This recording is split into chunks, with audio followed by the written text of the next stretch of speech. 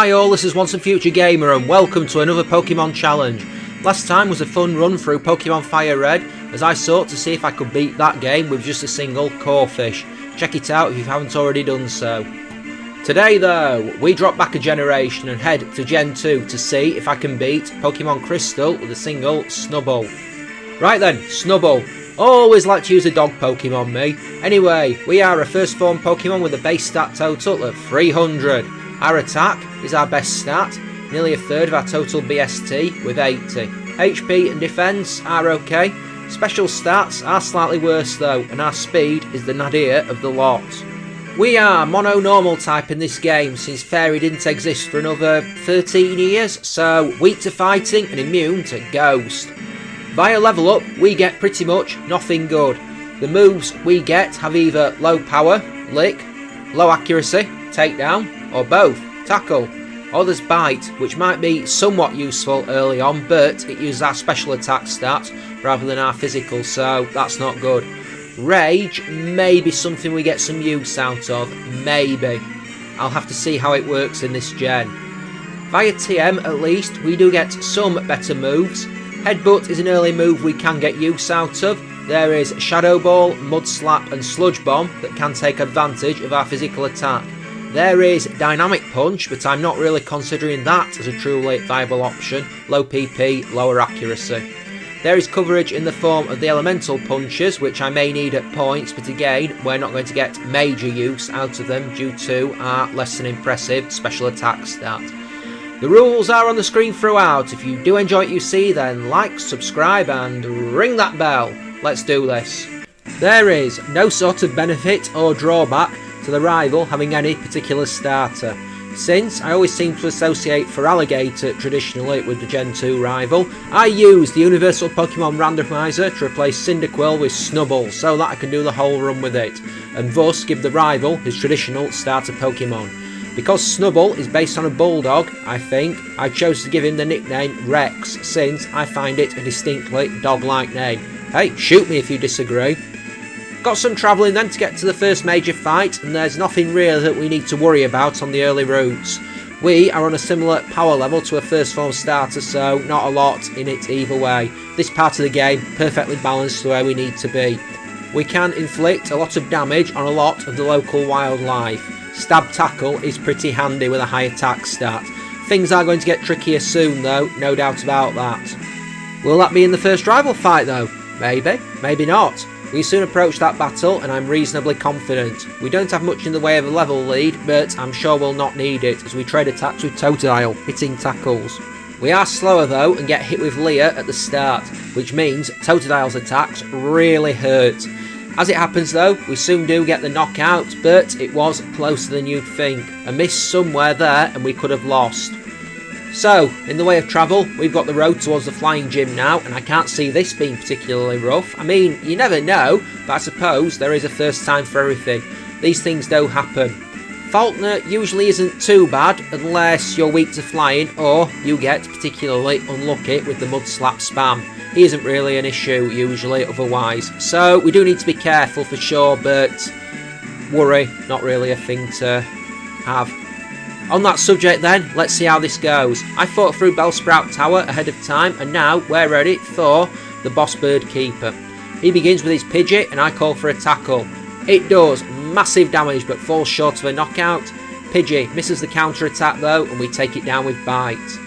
Pidgeotto comes in and hits Gust, but we land Scary Face and Charm before being hit again. So now we are faster, and it doesn't hit us that hard. Result! We then start swinging Bite to try and get some flinches, and we do manage that. Pidgeotto can't really hurt us, we keep landing attacks, and we take it out to get the first badge. There is travelling now as I head towards Azalea Town and the Bug Gym. There's always a few little moments here and there with this gym, always the capacity that it can go very badly wrong very quickly, but I figure we should be okay if we take the appropriate level of care. There is a rival fight after that. I'm not sure how that'll play out, but at least we have a way of hurting his ghost type. Right then, Bugsy. Having kicked Team Rocket out of town, I go and face off with the Bug Specialist. Just thinking now about those early gen quirks of naming gym leaders after their type specialty now. Bugsy, Surge, Misty, Weird. Here he goes with Metapod. We hit 2 tackles to take it out and it only retaliates with Harden. Not using string shots, which I am relieved about. Kakuna is out second. Again, it's a 2 shots with tackle. We do get hit with Poison Sting in exchange, but thankfully, no poison. That always makes this fight way harder. And now Cypher.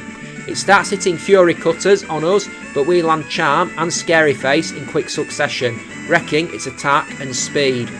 We also land a lick that paralyses it, which, pretty nice. It still lands a few Fury Cutters, dealing more and more damage until paralysis stops it. We hit tackles to wreck its health. After paralysis stops Cypher from moving, it does start using quick attack to try and outspeed us. We miss a tackle that would have ended it, but it doesn't turn out to be a fatal miss, and we can bring it down for the second badge. Before we can leave town, we're ambushed by the rival at the city limits, and I prepare to go and throw down with him, aware that this is often one of the harder rival fights in the game. He begins with Ghastly, and we get outsped immediately, which fills me with confidence for the Ghost Gym. It misses Hypnosis twice, but we can 2-shot with Lick. Not sure how much it could have damaged us there, even if we had fallen asleep, but I'll take it. Zubat is a 2-shot with Tackle and Lick, though I am mighty relieved when it does miss Supersonic on us. Finally, we face off with Croconaw. We go for Charm, but it only ever uses Water Gun, which, that's not going to help. Thankfully though, it doesn't do huge damage with Water Gun, and we can land 3 tackles in quick order to bring it down. And of course, we all know what is coming next. It's time for the normal gym and the battle with Whitney and her satanic cow. I do make sure to pick the Headbutt TM up in the forest and teach Rex it. I also do pick the Return TM up since it is Sunday when I'm playing this, but I'm going to hold off on using it for a bit, since Headbutt should do us for the time being. I mean, we'll have to see. Plus, I want to see how far we can go without needing Return, just as a bit of an experiment. On the subject of the normal gym then, we might as well try and get this out of the way. We do have somewhat of a level lead, which I am grateful for, and we march into the gym and prepare to throw down with Whitney. She begins with Clefairy, and we immediately smash into that with Headbutt and drop her hard in 1 shot. Miltank time! We go for Scary Face as Miltank goes to roll out and both of us miss. We do land Scary Face at the second attempt, while also being hit with Stomp. Now we are faster. I start to land headbutts on the demonic bovine. 3 headbutts are enough to bring her down. We do lose over half our health in the process, but it's fine. We only really get hit with stomps and a weak rollout right at the end. We are moving towards the next bit of the game then, and we have got another rival fight and then the Ghost Gym. I'm not looking forward to the Ghost Gym, I know that much. Things might well have the capability to go bad there. I mean, we are immune to their stab, but I am worried about the Hypnosis and Dream Eater combo, particularly with our special defence. We shall see, I guess. Might as well do some Snubbull trivia while I'm on the way. A lot of Pokédex entries talk about how, though it looks frightening, it is actually kind and affectionate and popular with women. The Hoenn Pokédex entries talk about how it seems sad at making its foes flee. Some entries talk about it being cowardly, and the Pokemon Sun entry talks about its attempts to appear threatening, a part of what makes it popular. The Moon Pokédex entry talks about how they are timid, and when playing with other puppy Pokemon, they sometimes get bullied. Aww. A Snubbull had a prominent Johto anime appearance owned by a woman named Madam Muchmoney. The early anime was very on the nose sometimes with names, where it liked to bite tails and followed Team Rocket around because it liked to bite Meowth's tail. As a Pokemon, it made its anime debut in the short Pikachu's Vacation, which was released along with the first movie, meaning it made its debut at a similar time to Marill and Donphan from Gen 2. The route it swarms on in Diamond, Pearl and Platinum is the same number as its national dex number of 209. It shares its category with its evolved form, plus Clefairy and Clefable, as they are all known as the Fairy Pokemon. It is the first Pokemon to evolve on screen in the Mystery Dungeon series. It appears to be based on a Bulldog due to its squat body, flat nose, droopy muzzle and underbite. Its pink fur and dress-like body may be inspired by pet owners who dye their dog's fur and dress them up in clothes. Its name may be a combination of Snub and Bulldog or Bully. It is time for the rival fight in the Burn Tower then. Let's go and get this on. This is usually a good barometer for the next few gyms, as he has a ghost type and a steel type. He begins with Haunter. It outspeeds and uses Curse, but we take it out with Lick to put us into the battle with Magnemite. That survives Headbutt and goes for Sonic Boom. I am so relieved it wasn't Thunder Wave, but we finish that with Lick. Zubat is a one-shot with Headbutt, and Croconaw survives Headbutt and hits Water Gun. We drop into red health, but take it down with another Headbutt. Okay, whew. I'm not fancying our chances at the Ghost Gym because of the way we just got outsped by Haunter in that battle, but I figure we might as well find out while we're here. Worst case scenario, I have to go off and do the Lighthouse to get some levels before coming back to battle him. Anyway, Morty begins with Ghastly. I think we should be faster, and we are. We one-shot with Lick. Haunter is second. We outspeed and land Lick, but it takes itself out with Curse. Gengar is third, and I think this might be the obstacle. It misses Hypnosis. We manage to paralyse it with Lick. After another Lick, Gengar is fully paralysed and we can drop it with a third Lick. Okay, I wasn't expecting that. Haunter uses Mean Luck on us before surviving Lick, but we outspeed on the second turn and take it down with a second Lick. I wonder how much the Quick Claw saved us there in that battle. On the way to Cianwood then, and I suppose there's a chance the fighting gym turns out to be a bit rough, but we'll see, I guess. Chuck normally isn't that hard. His team is not good. I've had a plan for ages to try and run a Gen 2 game with his team and moves. I am thinking of doing that later this year, but we'll have to see.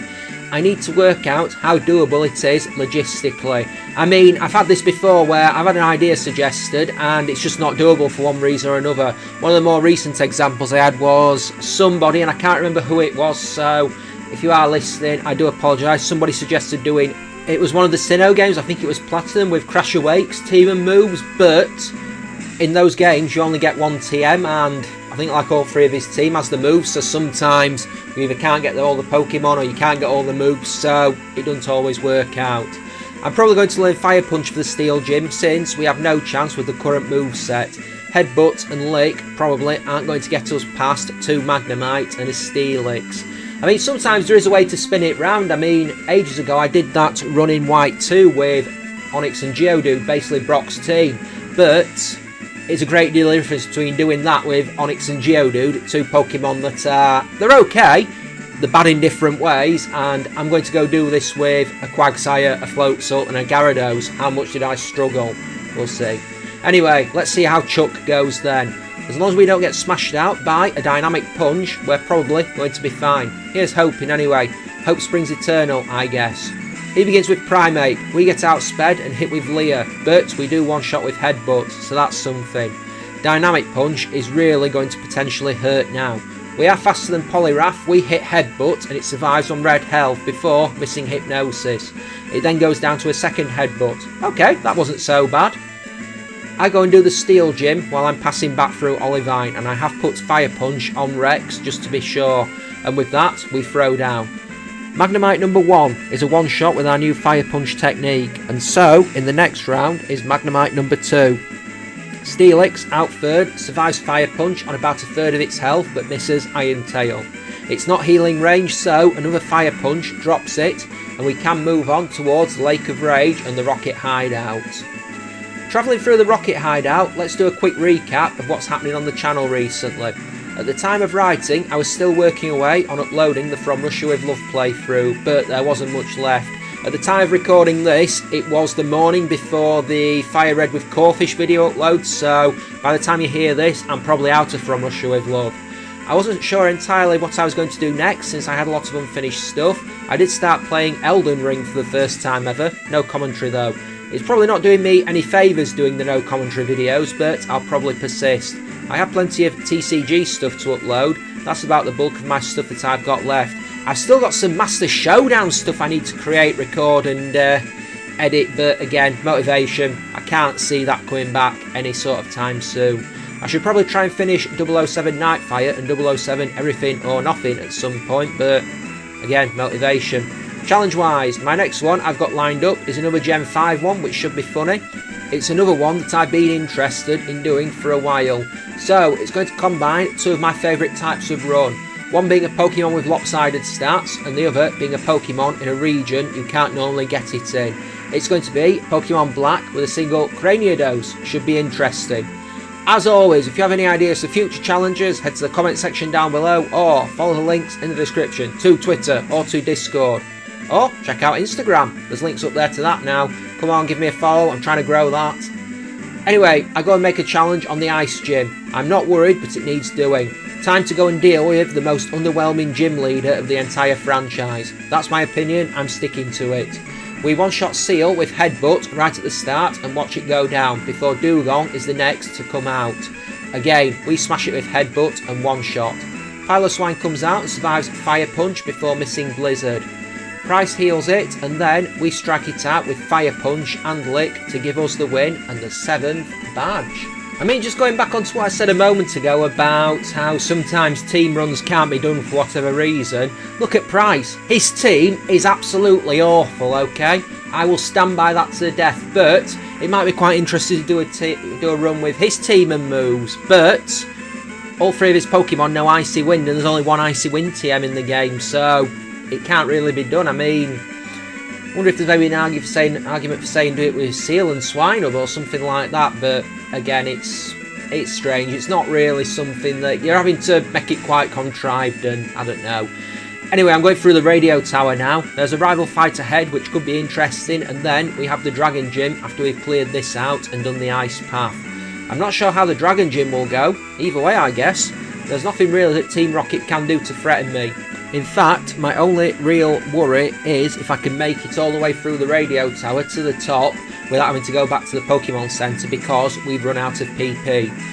With our moveset, I'm trying to keep it as it is for the time being, just until I need to change it, but that time hasn't arrived yet. I mean, I still do have the Shadow Ball TM, I've still got the Return TM, so that would be an upgrade on things, but I don't really need it at the moment. I mean, there's an argument about how useful Shadow Ball is really going to be in the long term. I mean, I know the rival has a Haunter and Karen has a Gengar. I mean, I know there's a Psychic type Elite 4 member, but that aside, I just Red Espeon maybe, Sabrina Encanto, it's Rivals Alakazam, but I think when you're talking about the Rivals Alakazam, not the Rivals Alakazam, Blues Alakazam even, I'm thinking back to Gen 1 for a moment there, I think there's an argument to say that you hit somebody, you hit that with a stab normal move, it's probably going to go down. You don't need a specialist ghost move to take it out. I'm babbling. Anyway, the rival fight in the Goldenrod Underground is our next major fight, and so I swan in there, ready to go and throw down with him. I'm not actually worried. He begins with Golbat. We outspeed and one-shot with Headbutt.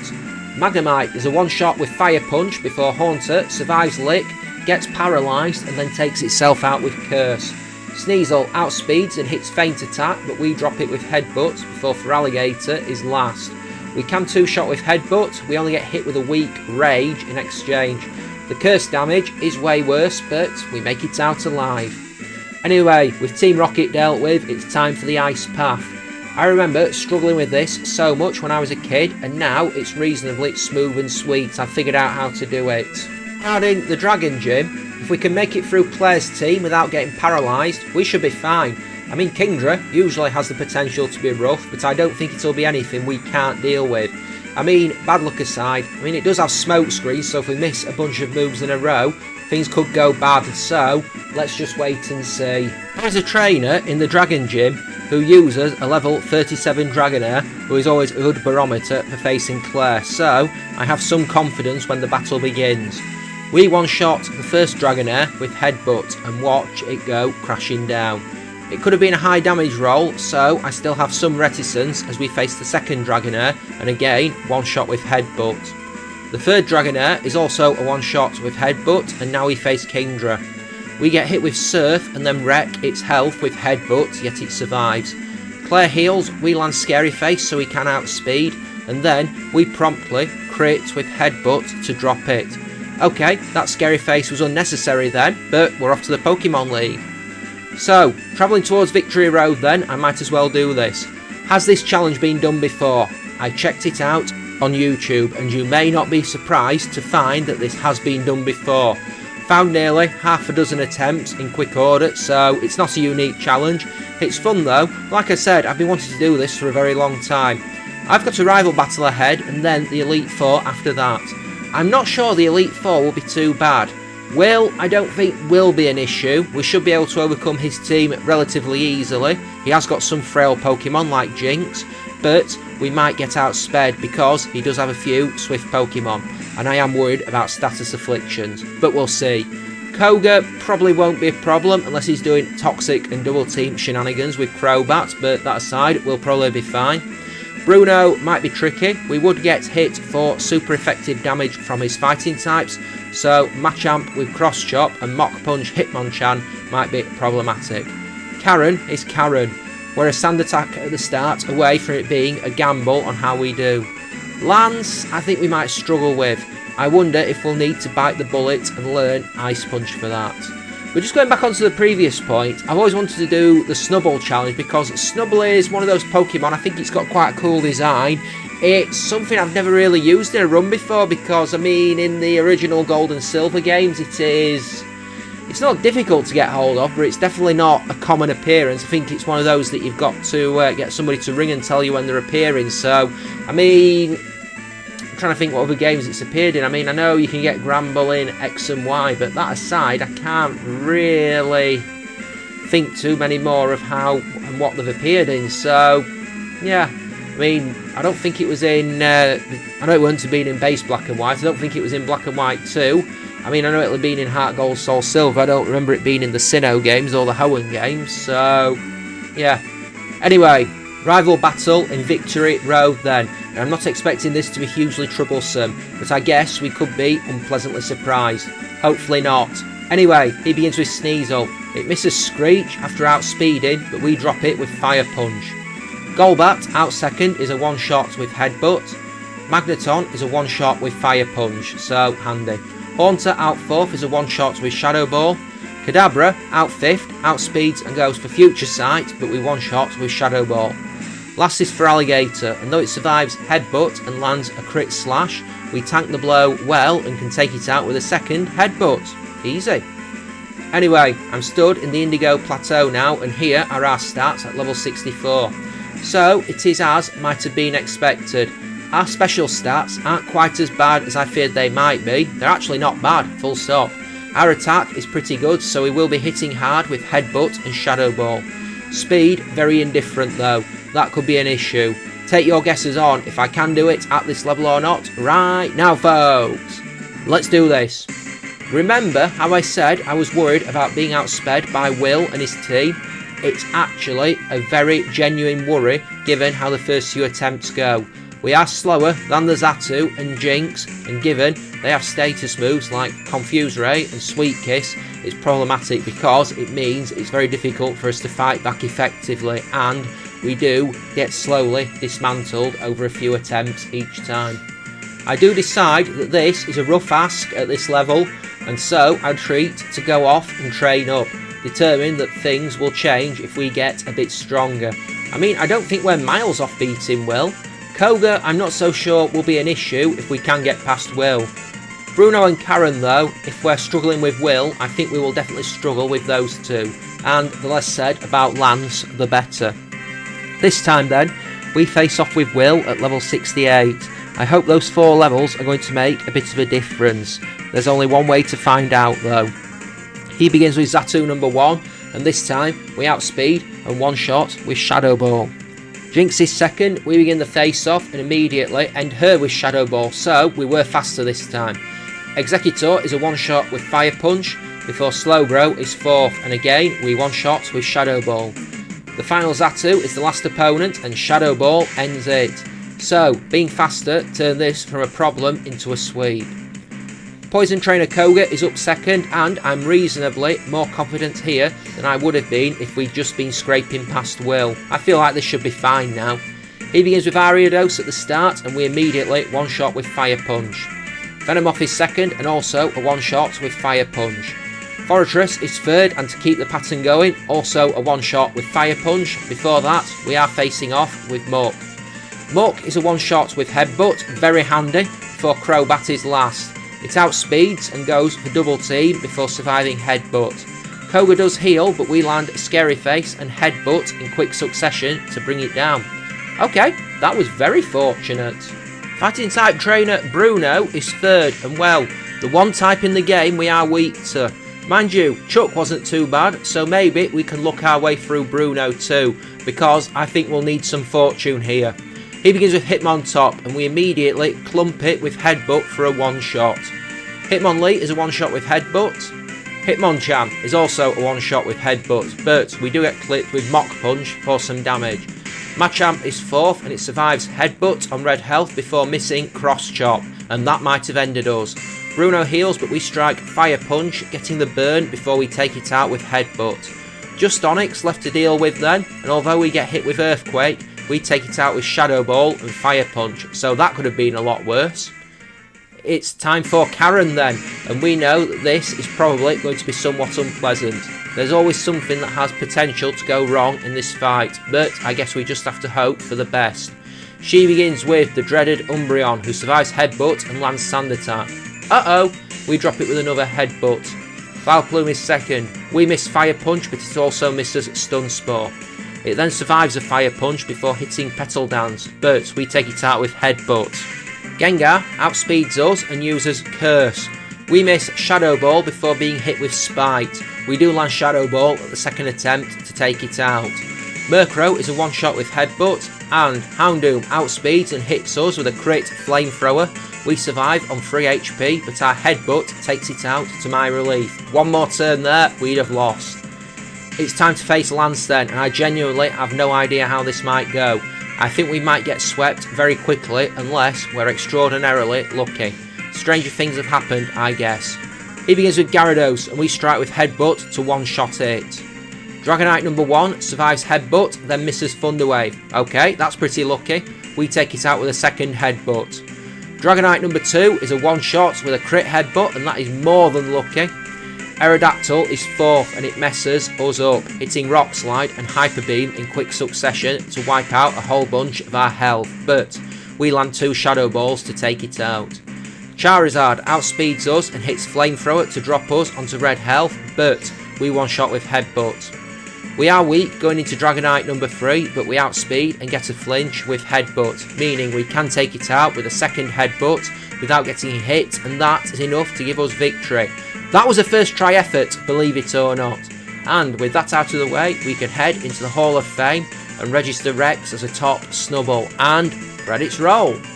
However, it isn't over yet, as we still have all of Kanto to go through, and I'm going to jump ahead to the Blue battle. I actually lose the first battle with Blue, but I head back in with a bit more of a plan. He begins with Pidgeot, and we outspeed and one-shot with Headbutt. Alakazam is second, our Quick Claw activates, and we one-shot with Headbutt. Rhydon is third. This was the issue before, but here we one-shot with Ice Punch. Gyarados, out fourth, survives Headbutt, but Blue heals it, and we have to land more attacks to bring it down. Executor is fifth, and we one-shot with Shadow Ball before Arcanine is last. It hits Flamethrower, survives Headbutt, and lands another Flamethrower, but we take it out with Shadow Ball. Right, Red then.